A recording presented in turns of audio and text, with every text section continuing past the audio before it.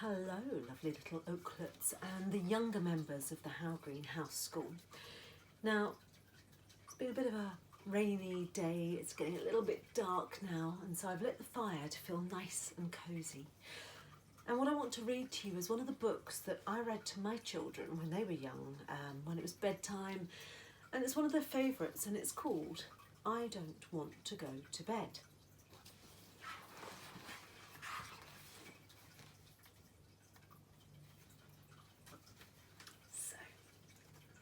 Little Tiger was very, very naughty. He did not like going to bed. Every night when Mummy Tiger said, "Bedtime," Little Tiger would say, "But I don't want to go to bed." I'm hanging on the branches there, being pesky. Little Tiger wouldn't let Mummy Tiger clean his face and paws, and he wouldn't listen to his bedtime story. One night, Mummy Tiger lost her temper.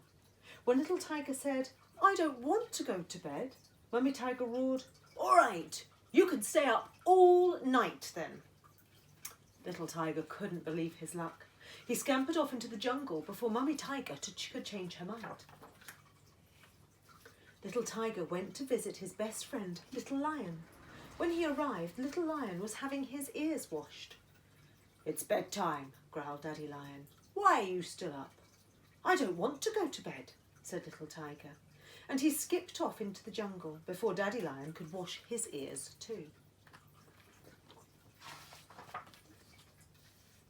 Little Tiger decided to visit his second best friend, Little Hippo. He found him splashing in the river, having a bedtime bath. "It's bedtime," bellowed Daddy Hippo. "Why are you still up?" "I don't want to go to bed," said Little Tiger, and he scurried off into the jungle before Daddy Hippo could give him a bath too. Little Elephant was Little Tiger's third best friend. He went to visit him next. Little Elephant was not out playing. He was in bed, listening to his bedtime story. "It's bedtime," trumpeted Mummy Elephant. "Why are you still up?" "I don't want to go to bed," said Little Tiger, and he bounced off into the jungle before Mummy Elephant could put him to bed too. You see Baby Elephant settling down for the night there. Little Tiger thought he would go and find Little Monkey, his fourth best friend, but he found Mummy Monkey first. She put her fingers to her lips and whispered, "Little Monkey is fast asleep. Why are you still up?" "I don't want to go to bed," Little Tiger whispered back. Quickly, he tiptoed into the jungle before Mummy Monkey made him fall asleep too. Little Tiger didn't know where to go next. It was the first time he'd been on his own in the jungle so late. Even the sun had gone to bed. Suddenly, it seemed very dark. What was that? Little Tiger looked up and saw two very large yellow eyes staring back at him. Can you see them? Staring at Little Tiger. The eyes belonged to a bush baby. "Shouldn't you be in bed?" she asked. "I don't want to go to bed," said Little Tiger bravely. "You haven't." "That's because I go to bed when the sun rises," said Bush Baby.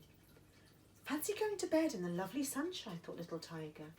He shivered and thought how cold and dark it was at the jungle at night.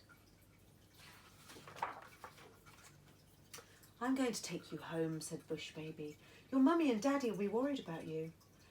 "I don't want to go home. I don't want to go to bed," said Little Tiger. But he didn't want to be left alone in the dark either.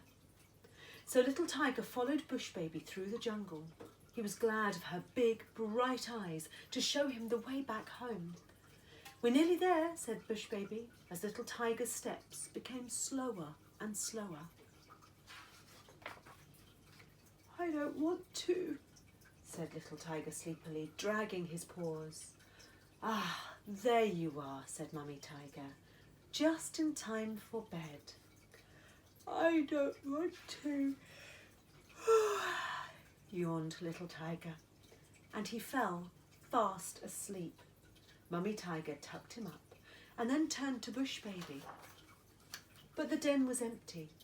Bush Baby had disappeared into the jungle before Mummy Tiger could tuck her up too.